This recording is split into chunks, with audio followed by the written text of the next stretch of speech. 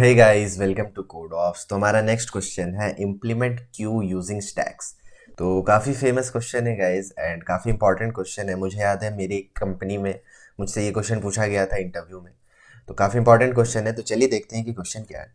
तो हमारे पास क्वेश्चन है कि हमें क्या करना है, एक क्यू इम्प्लीमेंट करना है बेसिकली स्टैक्स का यूज़ करके। तो ये क्वेश्चन है। तो implement first in first out queue using only two stacks. दो स्टैक का यूज़ करके हम लोग को इस क्वेश्चन को सॉल्व करना है। The implemented queue should support all the functions push, peek, pop and empty। चार functions हम लोगों को बेसिकली यहाँ पे implement करने हैं, जैसे कि आप लोग देख सकते हो। ठीक है, तो चलिए देखते हैं कि इसको हम लोग सॉल्व कैसे करेंगे। तो लेट्स से हमारे पास दो स्टैक्स है ना, स्टैक्स हमारे पास दो है, S1 एंड S2। ठीक है, हम लोगों को क्या इम्प्लीमेंट करना है, इम्प्लीमेंट करना है क्यू। स्टैक की मदद से हम लोगों को क्यू को इम्प्लीमेंट करना है। तो देखो ये हमारे पास स्टैक है एंड क्यू क्या होता है, क्यू होता है first in first out and stack क्या होता है, वो होता है लास्ट इन फर्स्ट आउट। तो हम लोगों को फर्स्ट इन फर्स्ट आउट यहाँ पे करना है इम्प्लीमेंट। तो देखो कैसे करेंगे। तो सबसे पहले लेट से हम लोग पुश ऑपरेशन देखते हैं ना, पुश ऑपरेशन देखते हैं कि कैसे काम कर रहा होगा। तो लेट से हम लोगों को पुश करना है क्या, लेट से हम लोगों को पुश करना है 3, फिर हम लोगों को पुश करना है 4, फिर हम लोगों को पुश करना है लेट से 5। तो 3 4 5 हम लोगों को पुश करना है।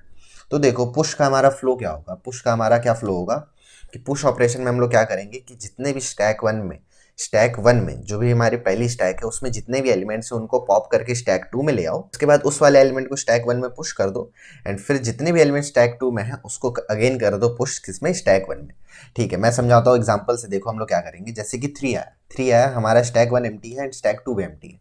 तो सिंपली हम लोगों ने क्या कर दिया, 3 को पुश कर दिया अपने स्टैक वन में। ठीक है, अब हमारे पास आया 4, है ना, 4 आया, 4 अब हम लोगों को पुश करना है। तो हम लोग क्या करेंगे, हमारा पुश का फ्लो क्या बन रहा है कि पॉप, क्या करो, पॉप करो all the elements, pop all the elements from stack one and push it into stack two. तो स्टैक वन में से पुश करना है, सारे एलिमेंट को पॉप करना है सॉरी, एंड स्टैक टू में उसको पुश कर देना है। तो देखो क्या करेंगे, 3 है तो 3 को हम लोगों ने कर दिया पॉप एंड 3 को हम लोगों ने कर दिया स्टैक टू में पुश। अब हम लोग क्या करेंगे, जैसे 4 को हम लोगों को पुश करना था तो अब हम लोग 4 को पुश कर देंगे अपने स्टैक वन में एंड उसके बाद क्या करेंगे कि स्टैक टू में जितने भी एलिमेंट्स थे उन सबको स्टैक वन में कर देंगे पुश। तो स्टैक टू में है 3, तो 3 को हम लोगों ने किया पॉप एंड 3 को कर दिया हम लोगों ने स्टैक में पुश। ठीक है, अब देखो एक और देख लेंगे तो अच्छे से क्लियर हो जाएगा। पुश करना है 5 को, पुश करना है 5 को। हमारा फ्लो क्या है कि सारे एलिमेंट्स को पॉप करो स्टैक वन में से एंड उसको पुश कर दो स्टैक टू में। तो 3 पॉप हो गया, 3 पुश हो गया, 4 पॉप हुआ, 4 पुश हो गया। ठीक है, स्टैक वन जो है वो एम्प्टी हो गई। अब क्या करना है, 5 को पुश कर देना है। तो 5 हो गया पुश एंड अब क्या करना है, स्टैक टू में से जितने भी एलिमेंट है, स्टैक टू के जितने भी एलिमेंट है उनको स्टैक वन में पुश कर देना है। तो यहाँ से 4 पॉप होगा, 4 आ गया यहाँ पे, यहाँ से 3 पॉप होगा तो 3 आ गया यहाँ पे। तो हमारी स्टैक जो है, स्टैक टू जो है वो एम्प्टी हो गई एंड हमारे स्टैक वन में क्या पड़ा है, 3 4 5। अब देखो इसका फायदा क्या हुआ, इसका फायदा क्या हुआ कि लेट्स से अब हम लोगों को क्या करना है, पॉप करना है।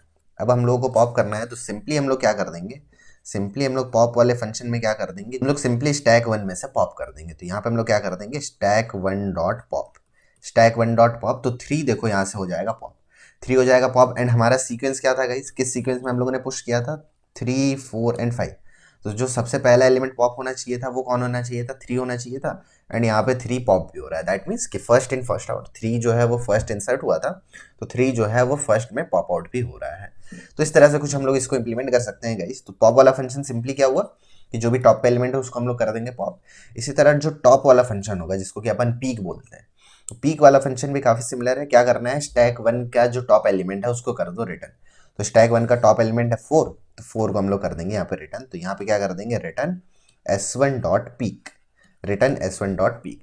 तो इस तरह से कुछ हम लोग इस क्वेश्चन को सॉल्व कर लेंगे गाइस। एंड अगर इसकी टाइम कॉम्प्लेक्सिटी की बात करें, अगर इसकी टाइम कॉम्प्लेक्सिटी की बात करें तो जो पुश वाला फंक्शन है वो ले रहा है big of n, big of n ले रहा है क्योंकि हम लोग क्या कर रहे हैं, पहले स्टैक वन में से सारे एलिमेंट को पॉप करके स्टैक टू में पुश कर रहे हैं एंड अगेन स्टैक टू से हम लोग पॉप करके उसको स्टैक वन में पुश करते हैं। तो जो टाइम कॉम्प्लेक्सिटी है पुश वाले फंक्शन की वो हो जाएगी बिग ऑफ एन एंड अगर पॉप वाले फंक्शन की टाइम कॉम्प्लेक्सिटी की बात करें तो वो कांस्टेंट है गाइस, क्योंकि हम लोग क्या कर रहे हैं, सिंपली स्टैक वन में से हम लोग कर दे रहे हैं पॉप, जो भी टॉप एलिमेंट है वो हो जाता है पॉप। ठीक है, इसी तरह जो हमारा टॉप वाला फंक्शन है, टॉप वाले फंक्शन की भी जो टाइम कॉम्प्लेक्सिटी है वो बिग ऑफ एन है, क्योंकि हम लोग सिंपली स्टैक वन के टॉप एलिमेंट को कर देते हैं रिटर्न। तो ये इसकी टाइम कॉम्प्लेक्सिटी थी, big of n, big of one and big of one. Constant में हो रहा होता है हमारा टॉप एंड पॉप, सिर्फ हम लोगों को बिग ऑफ एन लगता है पुश वाले में। एंड अगर इसकी ओवरऑल स्पेस कॉम्प्लेक्सिटी की बात करें तो वो बिग ऑफ 2n है। बिग ऑफ 2n इसलिए क्योंकि हम लोग 2 स्टैक यूज कर रहे हैं, है ना, 2 स्टैक यूज कर रहे हैं, तो जो इसकी स्पेस कॉम्प्लेक्सिटी है वो हो जाएगी big of 2n to be very precise. And अगर इसको हम लोग जनरल बोले तो इन जनरल इसकी जो स्पेस कॉम्प्लेक्सिटी है वो है बिग ऑफ n। इसका फर्स्ट अप्रोच था गाइस, तो आई होप कि आपको क्लियर हो गया होगा। काफी सिंपल सा अप्रोच है। एंड ये क्वेश्चन देखो गाइस इजी टैग में भी आता है। अब लेकिन अगर आप लोग इंटरव्यू में हो गाइस तो इंटरव्यूअर आपको इसको और ऑप्टिमाइज करने के लिए बोलेगा। तो अब चलिए हम लोग इसका ऑप्टिमाइज मेथड डिस्कस करते हैं। तो देखो ऑप्टिमाइज मेथड में भी हम लोग यूज तो 2 स्टैक का ही करते हैं गाइस, है ना, यूज हम लोग 2 स्टैक का ही करेंगे। तो स्पेस कॉम्प्लेक्सिटी को तो हम लोग रिड्यूस नहीं कर पाएंगे, लेकिन हम लोग टाइम कॉम्प्लेक्सिटी को रिड्यूस कर सकते हैं। तो देखो इसमें भी हम लोग 2 स्टैक का यूज करेंगे। तो हमारे पास 2 स्टैक है, एक स्टैक 1 एक स्टैक 2, ठीक है।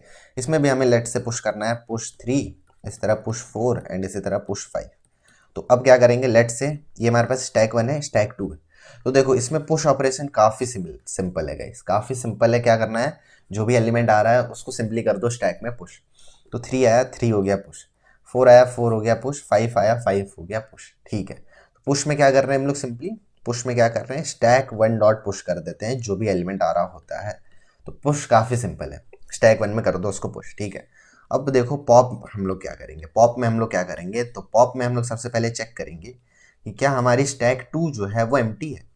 क्या स्टैक 2 जो है वो एम्प्टी है, तो इस एम्प्टी एक फंक्शन है जिससे हम लोग चेक कर लेंगे।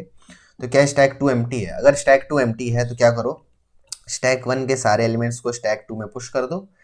तो स्टैक 1 के सारे एलिमेंट्स को यानी कि 5 4 एंड 3, देखो 5 पॉप हुआ 5 पुश हुआ, 4 पॉप हुआ 4 पुश हुआ, 3 पॉप हुआ 3 पुश हो गया। तो स्टैक 1 हो गई एम्प्टी। एंड स्टैक 2 में क्या आ गया, स्टैक 2 में आ गया 3 4 5। यहाँ पे हम लोग क्या कर रहे हैं, हम लोग पॉप ऑपरेशन को यहाँ पे हम लोग इंप्लीमेंट कर रहे हैं। तो सबसे पहली केस है कि अगर स्टैक 2 एम्प्टी है तो क्या करो, स्टैक 1 के सारे एलिमेंट्स को निकाल के स्टैक 2 में पुश कर दो, ठीक है। अब क्या करो, अब स्टैक 2 में से सिंपली कर दो पॉप। अब स्टैक 2 में से सिंपली कर दो पॉप, तो 3 हो जाएगा यहाँ से पॉप, देखो तो 3 हो गया पॉप। तो देखो क्या सही पॉप हुआ है, हाँ 3 फर्स्ट में इंसर्ट हुआ था, तो 3 जो है वो फर्स्ट में रिमूव भी हो गया। तो सही काम कर रहा है बिल्कुल, फर्स्ट इन फर्स्ट आउट के ऑपरेशन पे। 3 4 5 हमारी सीक्वेंस थी, तो 3 को सबसे पहले पॉप आउट होना चाहिए था, तो 3 पॉप आउट हो भी रहा है, ठीक है, ये हो गया। अब एल्स केस में हम लोग यहाँ पे क्या करेंगे कि अगर स्टैक एम्प्टी नहीं है, लेट से अब अगर हम लोग यहाँ पे फिर से पॉप करते हैं ना, फिर से पॉप करते हैं, तो हम लोगों को बेसिकली 4 को पॉप करना है। तो 4 को पॉप करना है, तो एल्स में हम लोग क्या करेंगे, सिंपली कर देंगे स्टैक 2 में से पॉप। तो स्टैक 2 में से पॉप कर देंगे तो 4 जो है यहाँ से निकल जाएगा। तो ये किसका काम हो गया, ये हो गया पॉप ऑपरेशन। सिंपली क्या करना है, स्टैक 2 अगर एम्प्टी है तो स्टैक 1 के सारे एलिमेंट को निकाल के स्टैक 2 में पुश कर दो एंड उसके बाद वहां से कर दो पॉप। ऐसा नहीं है तो सिंपली हम लोग कर सकते हैं पॉप। ये हो गया किसका, पॉप ऑपरेशन। इसी तरह बहुत सिमिलर सा होगा हमारा टॉप ऑपरेशन। तो लेट से हमारे पास 3 4 5 एलिमेंट थे यहाँ पे, 3 4 5। तो यहाँ पे भी हम लोग सेम करेंगे कि अगर स्टैक 2 जो है वो अगर एम्प्टी है, यहाँ पे सेम टू सेम, अगर स्टैक 2 जो है वो एम्प्टी है तो क्या करो, स्टैक 1 के सारे एलिमेंट को निकाल के स्टैक 2 में पुश कर दो। एंड फिर क्या करो, जो भी टॉप एलिमेंट है स्टैक 2 में से उसको कर दो रिटर्न कर दो किसको, रिटर्न कर दो स्टैक 2 डॉट पीक। जो भी टॉप पे होगा स्टैक 2 के उसको रिटर्न कर दो। एंड एल्स अगर ऐसा नहीं है तो सिंपली कर दो स्टैक डॉट पी। तो काफी सिमिलर है, मतलब पॉप एंड जो टॉप है वो काफी सिमिलर है, क्योंकि दोनों में सेम सा ही काम हो रहा है। बस पॉप वाले फंक्शन में हम लोग पॉप कर देते हैं एंड हम लोग जो टॉप वाला फंक्शन है उससे हम लोग पॉप नहीं कर रहे हैं, सिंपली हम लोग टॉप एलिमेंट को रिटर्न कर दे रहे हैं। तो काफी सिंपल सा सॉल्यूशन था गाइस। लेकिन यहाँ पे देखो समझने वाली बात क्या है, यहाँ पे अगर मैं टाइम कॉम्प्लेक्सिटी की बात करूँ तो टाइम कॉम्प्लेक्सिटी देखो काफी रिड्यूस हो गई होगी। आप लोग को लग रहा होगा यार टाइम कॉम्प्लेक्सिटी कैसे रिड्यूस हुई है, अभी भी तो बिग ऑफ एन लग रहा है हम लोग को, क्योंकि हम लोग स्टैक 1 में से सारे एलिमेंट को पॉप करके स्टैक 2 में पुश करते हैं। लेकिन नहीं, देखो हम लोग क्या कर रहे हैं, जो इसकी पुश ऑपरेशन है वो तो कांस्टेंट है गाइस, कांस्टेंट है, क्योंकि सिंपली क्या करते हैं, कोई भी एलिमेंट आता है हम लोग यहाँ पे पुश करते जाते हैं, स्टैक 1 में पुश करते जाते हैं। तो पुश ऑपरेशन क्या हो गई, बिग ऑफ 1। पॉप ऑपरेशन देखो, पॉप ऑपरेशन में हम लोग क्या करते हैं, जैसे कि यहाँ पे थे 9 10 11 लेट से इतने एलिमेंट्स थे, तो हम लोगों ने क्या किया, हम लोगों ने इन सारे एलिमेंट्स को एक बार में पॉप करके स्टैक 2 में क्या कर दिया, पुश कर दिया। अब देखो हम लोगों को कितनी बार ये वाला काम फिर से नहीं करना पड़ेगा। हम लोगों ने क्या किया, स्टैक 1 के जितने एलिमेंट्स थे उनको स्टैक 2 में पुश कर दिया।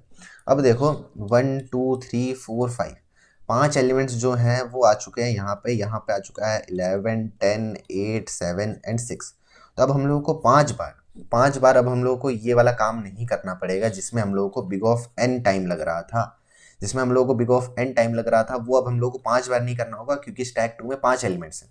तो अगर पॉप करेंगे तो 6 पॉप हो जाएगा, फिर 7 पॉप हो जाएगा, फिर 8 पॉप हो जाएगा, 10 पॉप हो जाएगा, 11 पॉप हो जाएगा।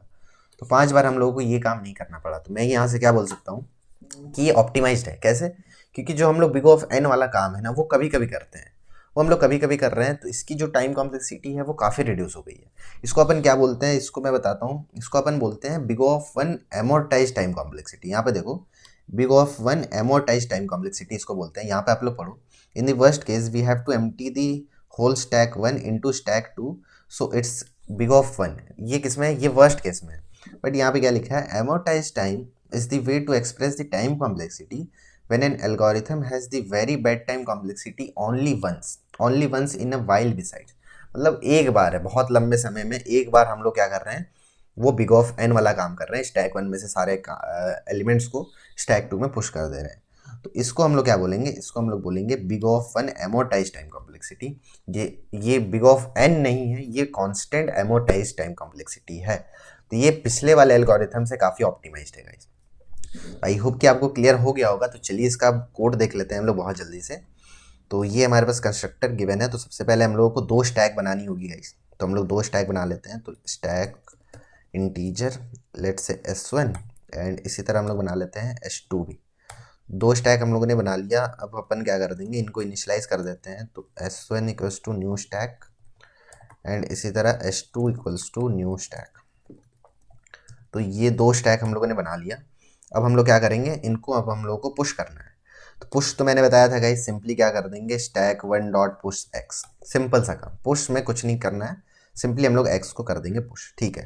अब पॉप में देखो, पॉप में मैंने क्या बताया था कि 2 कंडीशन हो सकती है। या तो हो सकता है हमारा जो स्टैक 2 है वो एम्प्टी हो। तो ये कैसे चेक करेंगे कि अगर स्टैक 2 जो है उसकी साइज अगर डबल इक्वल टू 0 है, दैट मीन्स कि वो एम्प्टी है। इस केस में हम लोगों को क्या करना है, इस केस में हम लोगों को स्टैक 1 में से हम लोगों को पॉप करना है सारे एलिमेंट्स को एंड स्टैक 2 में उसको कर देना है पुश। तो स्टैक 1 में से हम लोग कर देंगे पॉप एंड उसको हम लोग कर देंगे स्टैक 1 में पुश एंड उसके बाद हम लोग कर देंगे स्टैक 2 में से पॉप। स्टैक 2 में से पॉप करके इसको देखो रिटर्न भी करना है। तो यहाँ पे कर दो रिटर्न स्टैक 2 डॉट पॉप। तो सारे एलिमेंट्स को स्टैक 1 में से निकाल के स्टैक 2 में रख दिया।